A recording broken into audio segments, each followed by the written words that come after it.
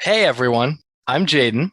And I'm Noah. We are the Super Gamer Bros, and this is the Super Gamer Bros podcast. We're just a couple of brothers who love playing games and love talking about games, so that's what we do.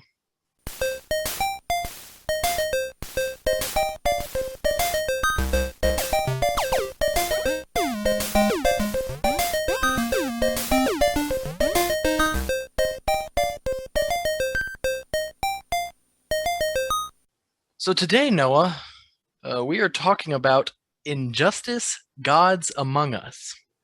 I am so excited to talk about Injustice. Injustice, do you remember when it came out? It was 2013. 2013, okay. And I remember when it was announced, and I was extremely excited because as any fans of this series will know, No, we don't uh, have those. oh, right. So I'm a huge fan of NetherRealm Studios, who makes the Mortal Kombat series, and they also are the same company that makes the Injustice games, plural because obviously there's a sequel.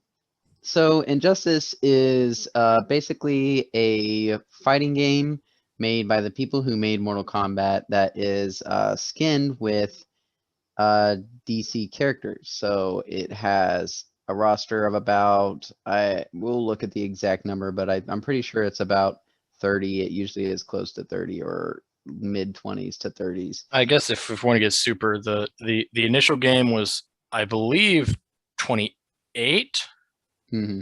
and then there were 6 DLC characters. Okay, so I'll It count I might always count the full total as with the DLC it characters, might it might have been 24, right? 24 or Anywho, 28. I yeah. and NetherRealm took the DC characters and the licenses that they were given, and they created their own unique story with these characters. So in their world, their Superman is evil, and it's a story of Batman fighting back against his regime. Putting a huge amount of work into the story of a fighting game is a NetherRealm trademark. I really feel like that's why that's one of the biggest reasons that Mortal Kombat has had such a steady following over the years. And I think that Yeah. the DC characters are just a perfect group of characters to have Yeah. this type of story with. Yeah, no, I absolutely agree. I honestly can't say much because really we don't well I don't know about you as much, but I especially do not have a lot of other fighting game experience. Like never really played Street Fighter, never really played Tekken, never played, you know, uh, what was that like base what was it like Fatal Instinct or something? Killer Instinct. Yeah, Killer Instinct. What about Soul Calibur? I played Soul Calibur, but I think at least Soul Calibur 4 was the one that I had played because our cousin had that one. And but basically, like in my experience, fighting games don't really have stories that much. Especially like fully modeled, voice acted cutscene stories. Like that's not really a thing fighting games are known for. No, they're really not, but it is a staple, like I said, of the NRS games. Oh yeah, I mean that's Ever why. since MK9, that's what made it very popular, I think. Yeah, like that's why to me, I've always been a fan of NetherRealm and stuff because I feel like they very much like really like fighting games especially are one of is like that type of genre of game where there does not need to be a reason for anything because the gameplay is 99% of the draw. When people, fighting games around since like arcades and stuff, like those games, they had, like little tech stuff, but they didn't really have stories and they didn't need to because people just wanted to play games, play, fighting. And they want to just fight stuff. So it's really cool to me, like in kind of stand out of NetherRealm actually saying like, no, there's a reason these guys are fighting. Here's, all this backstory, here's all this information, and it explains everything. Just yeah, I've always really liked that about NetherRealm. Right. So basically, we'll be looking at Injustice, as in two parts, really, as a single player game and as a fighting game. right? But yeah, we'll talk about the story and then like the gameplay. Yeah, like normal. Right. Yeah. Yeah, I Like think the setting. that's as far as the setting goes, it's just Earth, sort of. It's another Earth Yeah, I just felt like it was something that we could just explain easily enough, and I think it's in even the story. explained in the story. Yeah, I think. But basically, I guess to sum it up, there is the Prime Earth where all the heroes are. That's like if you watch an animated DC show like the old Justice League cartoon, or read like a standard DC comic, it's like the standard normal world. The And base then continuity. yeah, and then this game mainly takes place in an alternate Earth where Superman is a dictator that controls literally the entire world. Most of the heroes have allied themselves with him, and Batman is leading a resistance against him, and he's pretty much by himself at the point when the game started. All of his allies have been killed or turned or something. Uh, and yeah, that's basically the setting. There's no map. There's no like I guess maybe all the different stages, but they're just iconic DC locations. Like you fight in Metropolis, you fight in the Batcave, you fight in Arkham Asylum. I didn't feel like there was any in-depth conversation about that necessary. I'm sorry. I did want to say something. Oh, of course. NetherRealm Studios, they did take the DC characters and make their DC story really dark and mature. It is way more akin to their Mortal Kombat style stories than traditional DC comic stories. Yeah, I mean, any comic fan, as much as we are, would know, the DC Elseworlds storylines, which are basically short, sometimes single issue, sometimes mini series, stories that take place in alternate DC, like alternate Earths. And I mean, some of my favorite and the most interesting DC stories to me are the Elseworld stories, because those are the ones where it's not the prime Earth, so anything goes as far as the creators of each world is concerned, and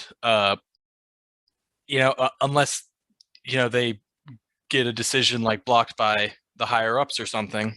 But how like the Injustice Society was kind of like a jump starter to all the different Earths, and I mean there are just so many iconic Elseworld stories like Superman Red Sun, Batman Gotham by Gaslight, just very iconic, popular stories that are Elseworlds, so they aren't canon. But because of that, they are allowed to do these insane things with them, which I think is just really cool.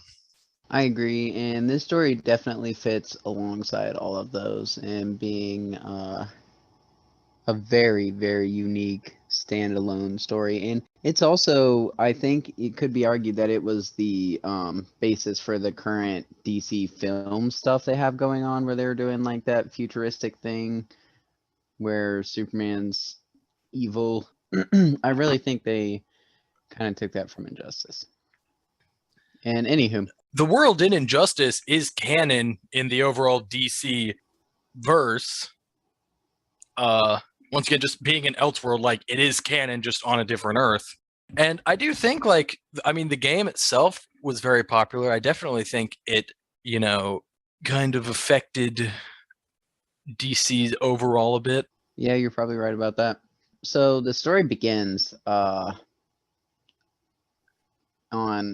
in a parallel universe where Superman is tricked into killing his pregnant wife by the Joker, and that also her death also ignites a nuclear bomb that destroys Metropolis at the same time.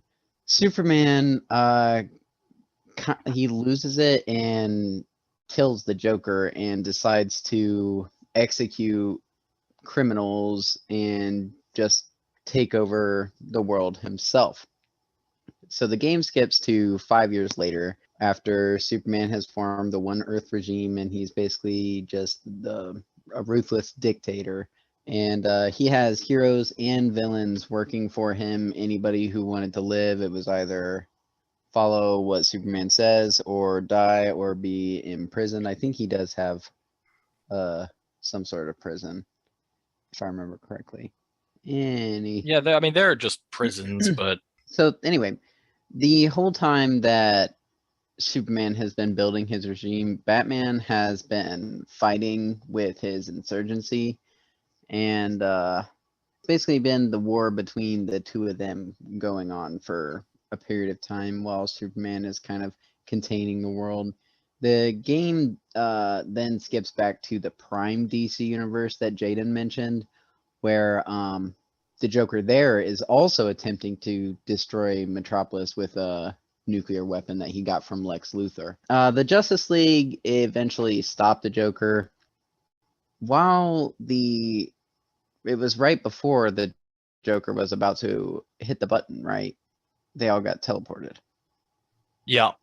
So all the heroes of the Justice League are converging on Joker's location, trying to get the trigger from him. And at that time, Wonder Woman, Aquaman, Green Arrow, and Green Lantern all find themselves teleported to the Injustice Earth. And along with them, unintentionally, Batman and Joker are brought along. Kind of, they're all kind of confused, don't know where they are. Green Lantern is low on power, so he leaves to charge his power ring and ends up finding Deathstroke, who's being tortured by Cyborg and Raven. Green Lantern beats them. He beats Sinestro. He also meets his own counterpart in the Injustice Earth, Hal Jordan, who is actually a Yellow Lantern in the Injustice Earth. Really cool uh, thing there. super cool nod to the Lantern core lore by NetherRealm Studios right there. Their writers are on point. Yeah. So while that's going on, Aquaman travels to Atlantis and defeats his counterpart, who was planning to have Atlantis finally join the regime after years of resisting. He then encounters Ares, who is weak from the lack of conflict and has allied with the insurgency just out of spite for the regime because he's the god of war. He needs conflict, and the regime is preventing conflict. So after regrouping, the Prime heroes meet Insurgency Batman and Lex Luthor, who in the Injustice universe is actually Superman's closest friend. He was never evil, and he is an insurgency mole. So they receive nanotech pills derived from Kryptonian DNA, which increase their strength to Superman's level. Which basically Superman created these pills to give to all of his soldiers so that they could, stop anybody, stop, crime easily without too much hassle. And Batman and his insurgency stole some, managed to replicate it. Well, I mean, stole, with Lex's help, managed to replicate it. And so they themselves are able to bring them up to Superman's strength. Batman and Luthor explained to the heroes they teleported them into the Injustice universe to help access a kryptonite weapon in the Batcave, which requires a DNA sample of all core Justice League members. And Batman and Joker from the Prime universe were just accidentally brought with them. Elsewhere, Batman is mistaken for his insurgency counterpart and captured by the regime, while the Joker meets the Injustice universe's Harley Quinn, who is allied with the insurgency and founded the Joker clan in his memory. After helping the Joker clan fight off a regime attack at Arkham Asylum, the insurgents infiltrate the Batcave and retrieve the kryptonite weapon. Meanwhile, as all this is going on in the Prime universe, Superman and Flash, along with Cyborg, are trying to figure out where their comrades were taken, trying to bring them back, and inadvertently teleport Cyborg to the regime's universe, where he joins the insurgency and helps Deathstroke take over the regime's watchtower. After Superman publicly announces his intentions to execute the Prime Universe Batman, Insurgency Batman and Green Arrow break into Stryker's Island to rescue him, while Green Lantern, Wonder Woman, and Aquaman stage an attack on the regime to distract them. After the Batmen and Green Arrow escape via the Watchtower's teleporter, Superman realizes the Watchtower has been compromised and attempts to destroy it, but Deathstroke causes a chain explosion that sends him plummeting back to Earth. Luthor attempts to kill the weakened Superman with the kryptonite weapon, but he is stopped by Shazam, which allows Superman to execute him. Superman is now aware of humanity's determination to depose him, and so he decides to destroy Gotham City and New Metropolis to demonstrate the chaos that would arise in his absence. And he's going to invade the Prime Universe's Earth as punishment for their interference. When Shazam protests, Superman kills him, which causes Flash to defect to the insurgency and inform them of Superman's plan. The regime end up finding and attacking the insurgency's hideout, and during that attack, Wonder Woman is teleported by Ares to Themyscira, where she defeats her regime counterpart and convinces the Amazons to defect to the insurgency. Prime Batman convinces his counterpart to teleport Prime Superman into this universe to help. And during this ensuing final battle between the insurgency and the regime, Superman overpowers the regime's top lieutenants. He persuades Hal Jordan, Yellow Lantern, to surrender, and then confronts the regime, Superman, at the Fortress of Solitude and defeats him. Following the evil Superman's defeat, the regime is dissolved and its members imprisoned, barring Flash, who is patrolled, and Hal Paroled. Jordan. What? Paroled. I said patrolled, didn't I? You did. Who is barring Flash, who is paroled, and Hal Jordan, Yellow Lantern, who is taken to Oa to be rehabilitated. While the Prime heroes and Joker return to their universe, Insurgency Batman and Prime Superman oversee the imprisonment of the regime Superman within a cell emitting red sun radiation that renders him powerless. As they walk away, Superman voices his fears that he could also go down a dark path if a similar tragedy happened to him, and regime Superman's eyes glow red, indicating he still has some degree of his powers left. Great story. And that's the end of the story. Yeah, good story. It's it's very. I just think it's a very cool story. It's easily in my top 5 DC stories of all time. I can agree with that. I think it just worked really well. Like I also loved how they actually put a story reason about how Superman and Batman can fight each other, or Superman and Green Arrow. All these people can fight each other without one being severely overpowered by the rest. I did appreciate that, although it still had a lot of questions and weird things around it. It's just one of those things.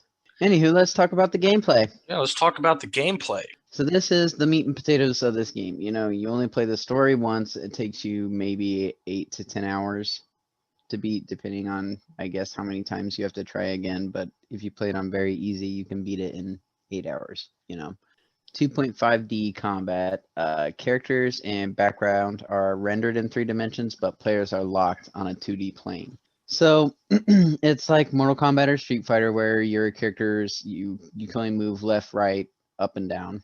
In this game, I'm going to see if you had the buttons anywhere. I don't think you do. In this game, You mean the 3-button attack system? Yeah. I didn't put that because I felt like you knew that, and I didn't have to. Okay, yeah.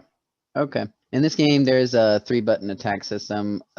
Your 1, 2, and 3, or square, triangle, and X, or X, Y, and A, are going to be your 3 different types of attacks, while your circle or B or 4 button turns into a character trait. For every character, there's a special ability. Something that's usually like related to that character's power, or they're like, something like iconic to do with that character. And they all have unique gameplay traits. Like Superman's, he kind of gets like angry and he gets a boost to his damage. Batman has little bat drones that can defend him or attack, and you can even there's crazy combos with those things. But all the characters have those. And the other thing, Injustice is a slower paced fighting game than your Mortal Kombat, and they removed the block button. To block in Injustice, you hold the back direction or back and down to block a low. I personally am not a fan of this. I have a problem with, because what becomes the situation is cross-ups, where people are jumping over you and attacking, and the direction that you have to block changes at a specific time. And I don't like when a directional 50-50 is involved in blocking. I just want to press a button and be safe. So another thing Injustice brought to the NetherRealm games is interactive stages. If an opponent is hit with a heavy attack near a corner of the arena, it launches them, triggering a stage transition where they go through a series of events that puts them onto a different layer of that stage. Those can include like being knocked into a bunch of different buildings or falling off of something. But all in all, they each do like a little bit of damage, but they're really cinematic, interesting sections. And I'm glad they continued them in Injustice 2. Each section also contains interactables. These are objects on the map that characters can press the interact button and they will do an action to that object. Sometimes it's a car, sometimes it's like a motorcycle, sometimes it's a statue, and the characters have two different ways of reacting, whether your character is a power character or a gadget character. Power characters are the people with super strength who will just pick up and throw things, and gadget characters are the people who don't have powers and they will jump off of objects or plant a bomb on them or something like that. And that's how they can get rid of objects for power characters to use. At the entire time in the game, though, you do have the option to turn off uh, stage transitions and interactables, but in competitive, they are on. So I think, you know, to play the game how it's meant to be played, they should be on. I would have guessed the opposite. Yeah, no, competitive mode has them on. Yeah, I do like that they have the option to turn them off because it's like, I mean, nothing against them because I think they're cool. I can certainly see people having issues with them. There were definitely some broken ones. Like the most iconically broken one was in the theater map with the pig that like a stuck pig that's hanging and you just throw it back and forth. And wasn't And that Arkham? oh, was that on Arkham? Like, because you fight in like the mess hall of Arkham. That's one of the You're right. It is the sections mess of that hall. one. Yeah. No, but I do mean you can swing that one forever. Yeah, like that was like a meme in the tournament scene. So another mechanic that was brought into this game is the super move. That is when your meter is fully charged. Fully charged. You can unleash a special attack that heavily damage your opponents. But the thing is, they didn't change this until Mortal Kombat 11, but your meter is used for everything. It's for breaking out of combos, it's for extending combos, it's for getting more damage. So you're spending it on other things, and in tournaments and stuff, you almost never saw super moves. But in casual play, which is what most of us did, super moves were awesome. Characters had really interesting attacks. Did you have a favorite Oh, super move? oh man, and this honestly, it's oh man, this one. I don't know. Let me think. I know, like probably Doomsday. Actually, his was really wicked. I forgot about Doomsdays, but yeah, it's really fucking cool. Like that one, I like also liked, I know it's DLC, but I really liked Martian Manhunters. oh, I thought his was dumb. What? I liked it. His was dumb, man. I liked. Let me think. I thought. I thought. Flashes was cool. Like I like it less now because I think his Injustice 2 one is way better. Uh, That's fair. Nightwing? no, no. I don't like. Anywho. I think Injustice 2 has much better ones. Like they're like I liked a lot of the Injustice ones until You're Injustice right, you're 2, right, and a you're lot of right. them just aren't as cool anymore. But I mean, there are still like Superman's was cool. Was cool. Zods. Obviously Doomsday, Zods. I did like Zods. Uh, yeah, Anywho. I keep thinking of some, but then I'm like, oh wait, that was an Injustice 2 DLC character. Who was the first DLC character? Lobo? Oh, yeah, I liked his. Hey, Lobo was cool. Yeah, Well, yeah, I love Lobo as a character. yeah. Super Uh, fun. yeah, as well. Scorpions was pretty cool. I forgot that Scorpion was a character, yeah. Yeah, we'll talk about that later. Okay. Anyway, Anywho. no, super moves are great. Yeah, you can talk about the Clash.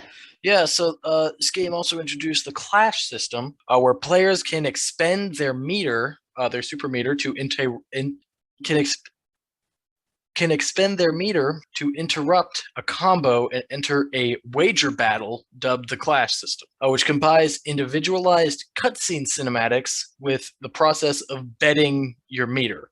So a clash is triggered by a player only when they have lost their first life bar. And during the sequence, both players commit portions of their meter in secret. The highest winner bids the clash. And if you're the defending player, you get health back. If you're the attacking player and you win, you just deal extra damage. But it was cool, like the characters would like meet up and they'd have like a little back and forth, and then you pick, and then whoever would win. Yeah, I thought it was really cool. Yeah, the Clash system cinematically is awesome, and it's gameplay wise, you only get it in your last bar of health, and it's used as your like last chance breakaway. Yeah, also I feel like mention I just realized I didn't put this on here, but another first, especially for NetherRealm in this game was this game did not have the traditional rounds that Mortal Kombat did. It was presented instead of like each player with one health bar, and then at the end of a round, both health bars reset. You had like a two-stage health bar, and once you lost your first stage, there was like a little like kind of intermission break, and then it would just pick back up again. But like if you had lost some of your first health bar when you knocked your opponents down all the way, you wouldn't get your health back. It would just keep going. So it was more like one extended fight instead of several rounds, Exactly. which made a lot more sense for DC than the Mortal Kombat system. That's true. This is making me excited for Injustice 3. Yeah, that'll come out. I mean, Injustice versus Marvel. Whatever it ends up being. So we'll talk about additional gameplay mechanics now. This game introduced, well, not introduced, but it battle mode, which was the like arcade mode. Which this for the first time in a NetherRealm game, there were different variations of the classic tower mode, with a total of 20 different modes, from just classic tower, where you fight, I think it's 10 opponents and get your ending, to impossible, where you have to defeat every single character on the roster, which is a total of 28. So not including the DLC. So like if you have the DLC characters, you won't fight everybody. But if you had just like the base game, no DLC characters, it would be every single person in the game. Yeah, and there are a bunch of different ones like that. Is that the first time they ever did that? I don't think it was in Mortal Kombat 9. Hmm. And I can't imagine they had done it in a previous game. I did like these because they had some where it was like fight all the villains or fight all the heroes. Yeah, I didn't. It was to me it's like, I mean I think the idea is cool. I think there were too many different modes. I think like, it's like a little what's the word? Like padded kind of It's feeling. kind of grindy. Yeah. How I would describe Yeah. it. It is kind of Speaking of, grindy. Oh, I was just gonna say, speaking of grindy, Star Labs. But did you have another comment about the battle no, I'm mode? just gonna Oh. segue to. Yeah. So Star Labs, it's a set of mini games for every character for 240 missions in the base game. So there are 24 characters, not 28. Glad I got to this point before I realized it. And then That makes 30. an additional Oh, yeah. 60 for the DLC characters, giving you a total of 300 missions. Each series of missions tells a little story, like focused on whichever character you're going through at that point. And each mission has 3 stars you can earn. One is simply for beating the mission. Then there are 2 additional objectives, which do not have to be earned simultaneously. Which a lot of them are. There are even like some that are like contradictory to each other. So like you couldn't get them in the same one anyway. Right, like survive with one hit or survive without getting hit. Yeah, stuff like that. I really enjoyed Star Labs. I thought it was really cool. I love them. Yes, they all had their little bit of stories, and they used this as a way to get a lot of cameos in. And it was a lot of like non-fighting game stuff was in there too, and I really enjoyed that. like in Mortal Kombat 11, it's all just like test your luck where they put variations on regular Mortal Kombat. You know, it's like fight your person when there's missiles coming in the screen. But this was like, oh, you're Superman and you're in his ship and you have to destroy all the asteroids on the way to Earth. You know, it was difficult, but unique and fun. You know, there were a lot of really cool moments, really cool missions that I could remember. Like as the Flash, you race Superman around the world, like first to go around the world 200 times or something like that. Which is really funny in the context of the story because it's like Flash is trying to stop someone from doing something bad, and then just like in the middle, like he just takes a break because Superman's just like, "Hey, let's race," and he's like, "All right, I got time." That is funny. But there were some that had like the Red Lantern showed up in some, you know, like Yeah, they referenced other DC. yeah, they did. There were definitely other characters. Yeah, yeah, Star Labs. Yeah, definitely kind of grindy, I guess you could say. But I liked it. It's like you said, there was a bunch of different mini games, and like they were all interesting enough because even like when they used the same mini game, they it was a different character, so it was like skinned a different way, and it felt like I wasn't doing the same things over and over again. Exactly. It did not feel repetitive. That's why I really liked this entire gameplay mechanic, the Star Labs, and I was so sad that they did not return in Injustice 2. Yeah, that was very, very upsetting. And also, I felt like we should talk about this because this was definitely something that really took over our lives for a decent chunk of time. I believe was it before the main game or after the main game was released? Before. Yeah, before the main game released, they released Injustice Mobile, a mobile phone app version of Injustice where you could actually create an account and link that account to the main game. And it used a card system. You would unlock character cards that were characters in different, like basically in like different costumes, but their different costumes would have like different tiers. There was bronze, silver, gold. And you would choose 3 characters, and then that would be your team, and you would go up against a team of 3 AI, and you would swipe to hit. You would have 3 levels of special moves, 2 like normal ones from the game, and then if you got all the way up to the 3rd level, you would actually do like their like somehow on a phone, still not looking terrible, their actual super move from the game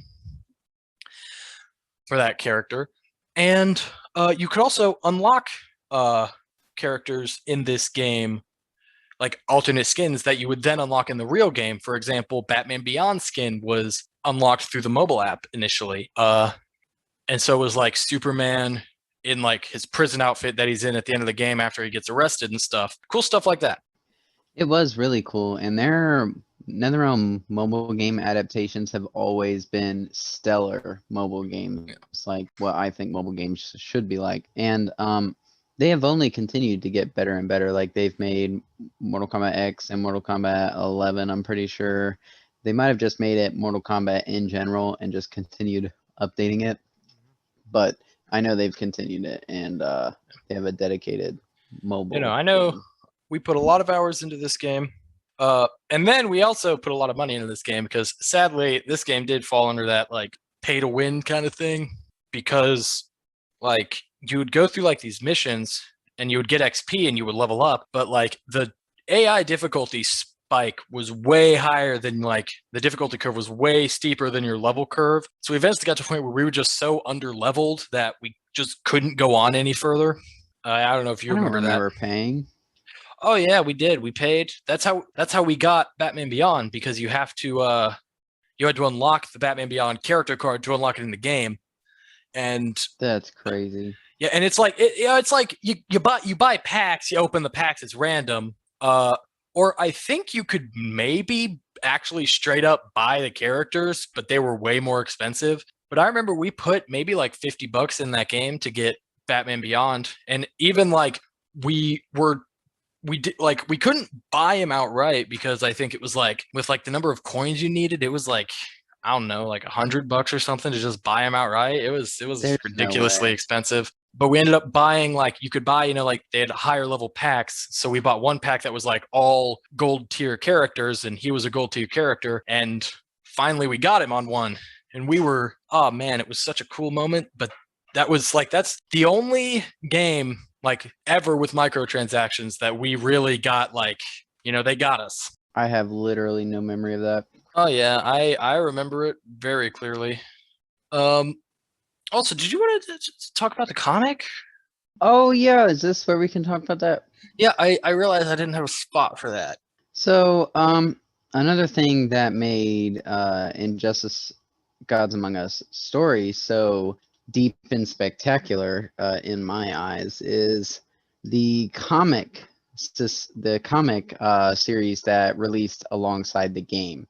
It started a little bit before the game came out, and the story of the comic series takes place in the 5 years between Superman killing Joker and the events of the game taking place. This is one of the best DC comic series I've ever read. I mean, they use all the characters in DC lore and they just kill people left and right to make Superman this crazy, horrific monster.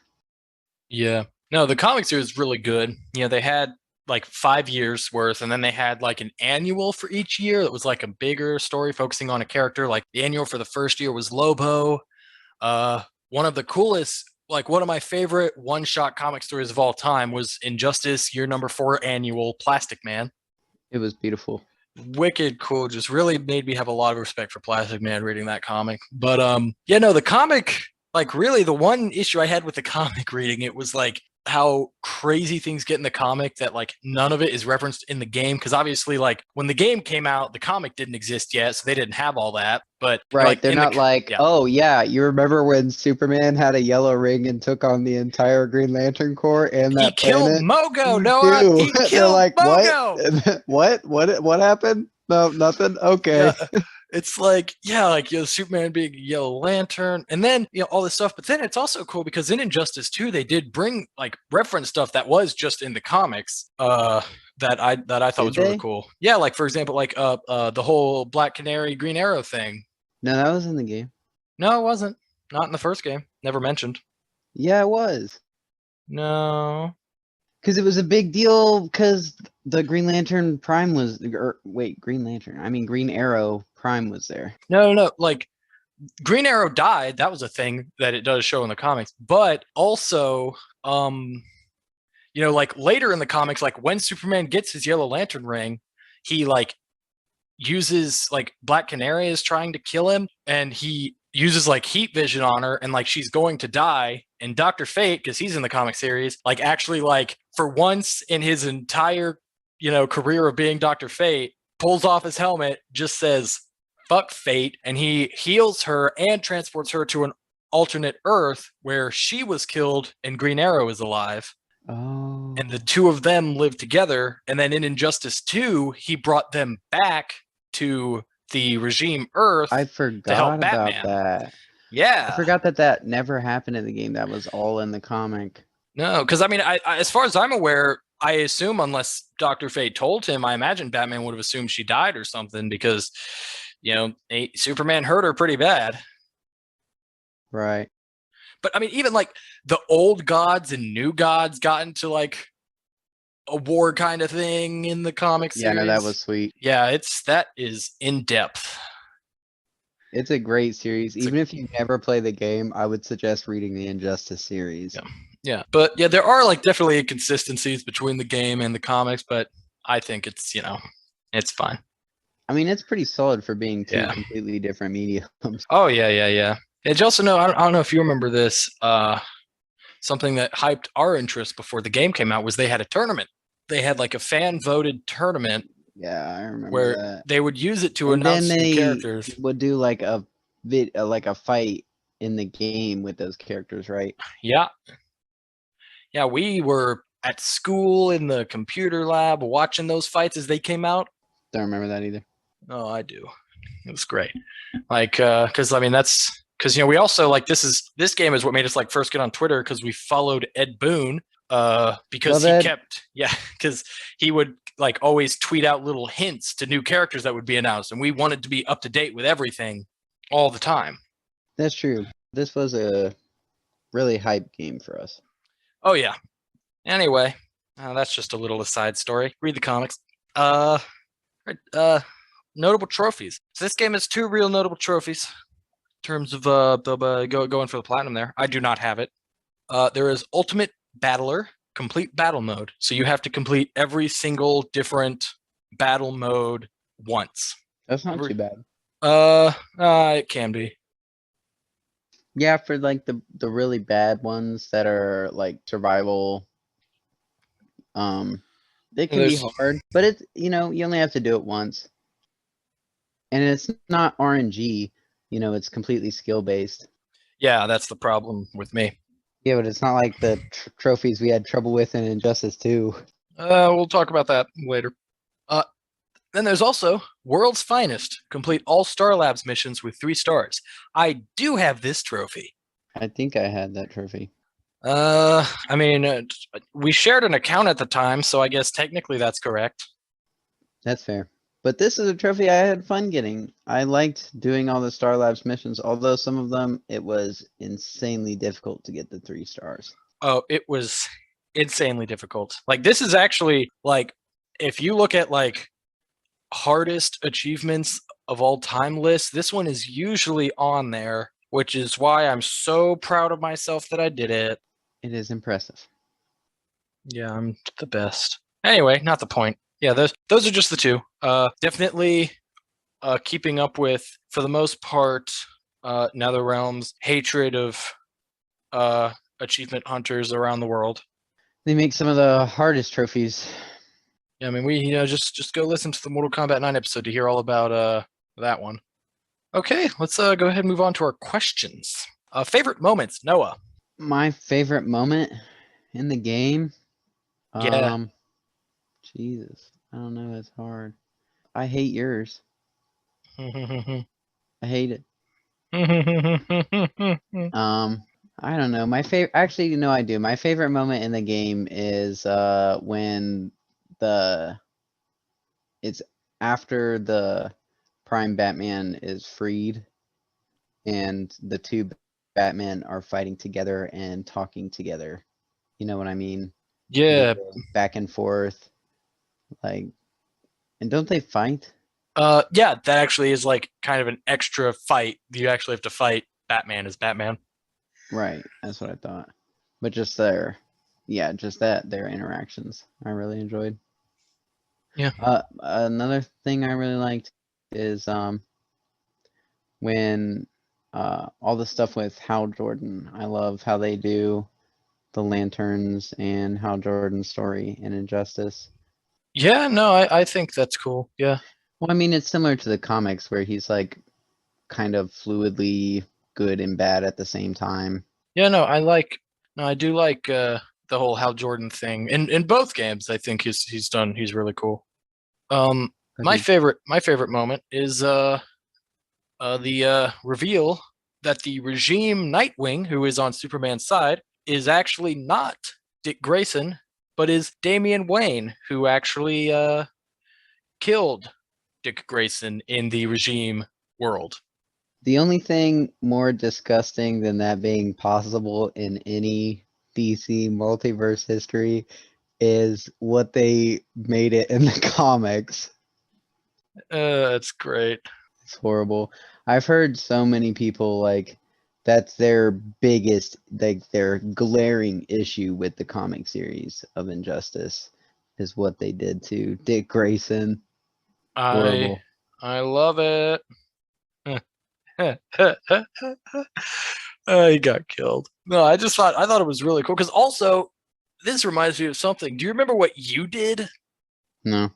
So, Injustice, like most NetherRealm games, had a demo that was released on consoles and stuff, but before it came out, which we got and we played. You could play as Batman, Superman, other people. It was the people from the original trailer, I think. Yeah, but yeah, I think the 6. Yeah, you're right. But also, like every NetherRealm game where they release a demo, it got hacked and the whole game was played by people, and people posted Oh yeah, I like remember. yeah, like days before the game came out, people posted the whole story, every single cutscene, every single fight, and you watched it. I couldn't wait. Like you watched that whole story before Before, before we played the game, yeah. which is just insane. I was Like it was 3 days. I was obsessed. I could not wait. You don't understand. And I knew I was gonna love it, even if it was awful. Yeah, so you knew all this stuff when I was going through it. Yeah. I don't think I told you. I feel like you probably told me some stuff. Anywho, Uh, also, this is another fun fact about this game. This was the very first collector's edition we ever bought. Was Injustice: Gods Among Us. interesting. It came with the figure of Wonder Woman about to smash Batman with Superman's little baby jet. That's true. He also has the lasso around his throat. Yes, very cool figure. Very cool figure. Yep. It also came with first 2 chapters of the Injustice comic. Which was more than enough to get me hooked. Yeah, great. It was a cool collector's edition. Anyway, Right. moving on. Favorite fight? I think I already said mine. The Batman versus Batman. All right, mine was Lantern versus Lantern. When you're playing as Green Lantern and he fights Yellow Lantern, I just think like the whole Yellow Lantern character is just so cool. And I remember like I forget how you unlocked Yellow Lantern, but it was actually like you had to put in some work to unlock Yellow Lantern. Yeah, you're right. Like I think it might have been like getting half of the Star Labs stars might have been how you unlocked him. Because I know you unlocked one character at 360 stars, and then you unlocked the Elseworld's Finest Flash costume at 720. Also a sweet skin. Yeah, but I think maybe Yellow Lantern was 360. I don't remember because like in like the like little store they had, I don't remember exactly how it works because we probably should have talked about it, but I didn't do any research about it. It's like you had to buy the like regime costumes of all the characters because in like the normal costumes were unlocked. But when you bought the regime version of Green Lantern, you just got like the The Yellow green Lantern version of outfit. his skin, right? Yeah, which was annoying. And no, I think actually to get Yellow Lantern, you had to like do an online match wearing the Green Lantern skin or something. I think it was playing online. You got his outfit actually. Anywho, yeah, that fight was good. I like their interactions. Because Hal is as shocked as us to see that he's yellow. It's certainly really cool. Really, I mean, because as every Prime Justice League member that is brought over, they fight their alternate selves like everyone does once. Like Wonder Woman fights Wonder Woman, Aquaman fights Aquaman, Lantern, Batman. Green Arrow does not fight his alternate version self. I don't know why.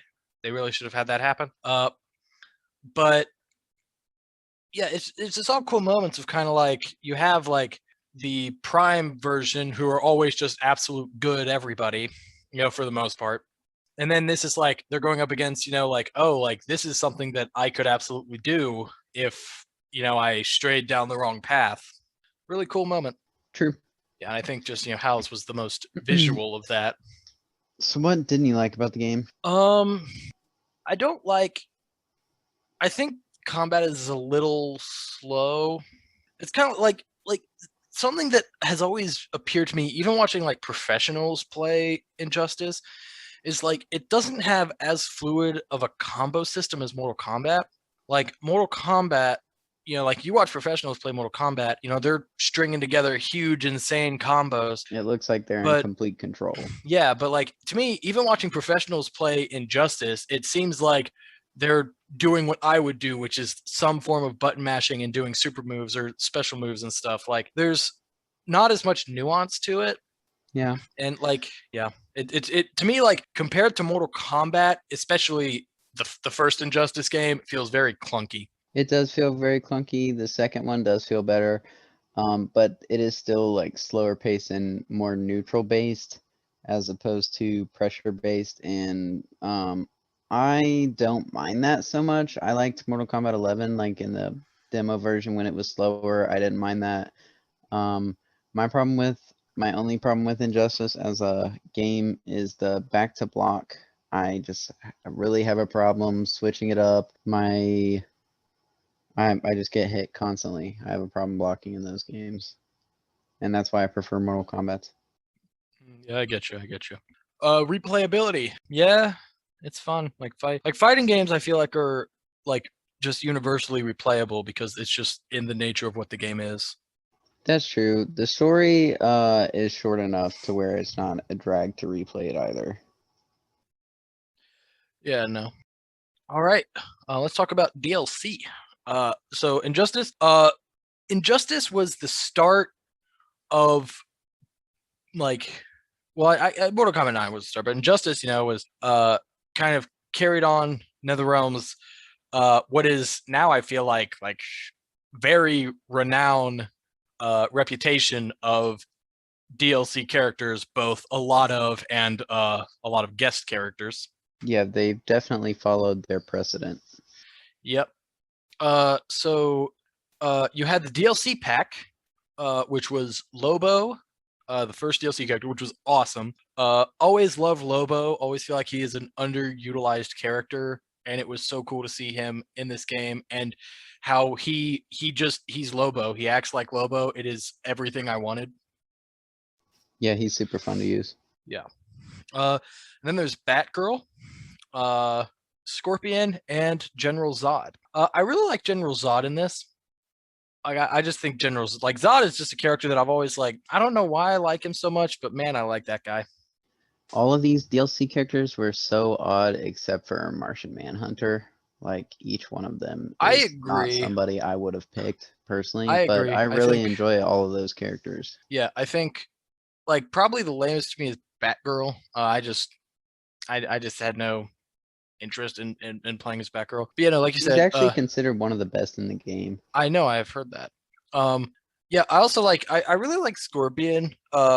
The biggest reason I like Scorpion is his outfit in this game is super cool. It is And I fun. remember when like the character was coming out and stuff, like watching an interview, and like Ed Boon, I think, was talking about how like, yeah, like we got to design like do our own little designs of DC characters with their costume and stuff, and then like we actually had like insert name of famous DC artist come in and do his design of our character, and like how cool that was, and how like on his chest armor like is actually like in the shape of a scorpion and stuff, and it's like, oh man, like that's like it's really cool. It is a really cool design, but it set up something I don't like so much, which is using guest character slots for characters from Mortal Kombat. Like in Injustice 2, they have two. It's Sub-Zero Yeah, and Raiden. yeah, I think limit it to one per game for a Mortal Kombat character, maybe. yeah, yeah. I can agree with that. Like I remember like we were absolutely annoyed when Scorpion was announced. We were not happy about it. Um, and then after the DLC pack, we did already talk about them, but they had two extra characters, which is very weird for NetherRealm. Not something they do, but they just randomly, decided, hey, here's Martian Manhunter, and then later released Zatanna as well. Both really cool. Yeah, like I said, I really liked all the characters in this game. The story of the game is amazing. The combat is really fun for a casual audience, like for us when we didn't really know what we were doing.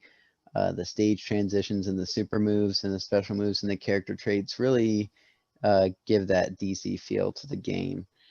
And altogether, Injustice was a game that started a new franchise for NetherRealm.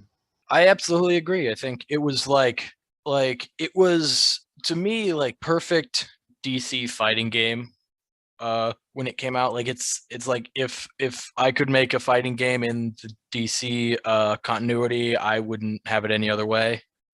All right. Yeah, I think that's all I have to say about Injustice Gods Among Us. All right, so let's go to the indie bit, the bit where we talk about indie games. Yay. Today we are talking about the Persistence. So the Persistence is a game that I saw on a random subreddit one day, and it was on sale. It was like, I don't know if it was on sale, but it was like $10 or $15. And I was like, it's been a dry year. Let's check it out. I watched a review on it, and I thought it looked interesting. And so what it is you are on a ship called the Persistence that is rapidly producing clones that are aggressive, and the ship's AI is cloning you to basically fix everything. And so you're sneaking through the ship, gathering materials, and completing objectives. It's much easier said than done.